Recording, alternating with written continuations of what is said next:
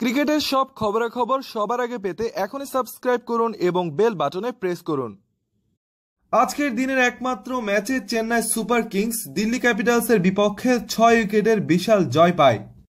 গতকাল অশ্বিনের বিতর্কিত আউটের পর যখন সবাই ক্রিকেট স্পিরিটকে প্রশ্নবিদ্ধ করছিল, ঠিক তখনই আজ ঘটল এক দৃষ্টান্ত সৃষ্টিকারী ঘটনা। আজকের ম্যাচে টসে জিতে প্রথমে ব্যাটিংয়ে যায় দিল্লি ক্যাপিটালস। তাদের ছুড়ে দেওয়া 148 রানের টার্গেটে তখন ব্যাটিং করছিল চেন্নাই সুপার কিংস। শেষ ওভারে জয়ের জন্য প্রয়োজন মাত্র 2 রান। ঠিক তখনই বোলিং দেওয়া হয় ডেথ ওভার স্পেশালিস্ট কাগিজো রাবাদাকে। তার দেওয়া হোয়াইট বল অফসাইডে খেলার চেষ্টা করেন ব্যাটিংয়ে থাকা কেদার যাদব, কিন্তু আপাত দৃষ্টিতে মনে হয় ব্যাটে বলের সংযোগ না হওয়ায় বল উইকেট কিপারের হাতে ধরা দিয়েছে। আউটের জন্য উইকেট কিপার জোরালো আবেদন করলেও তেমন সাড়া দেয়নি বোলার এবং আম্পায়ার। ঠিক তখনই ঘটে চমৎকার সেই ঘটনা। ব্যাটে বলের সংযোগ হওয়ায় নিজেই মাঠ ত্যাগ করেন কেদার যাদব।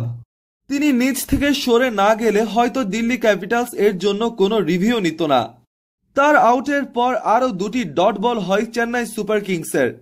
সব খেলোয়াড়ের উচিত কেদার যাদবের এই ক্রিকেট স্পিরিটকে অনুসরণ করা।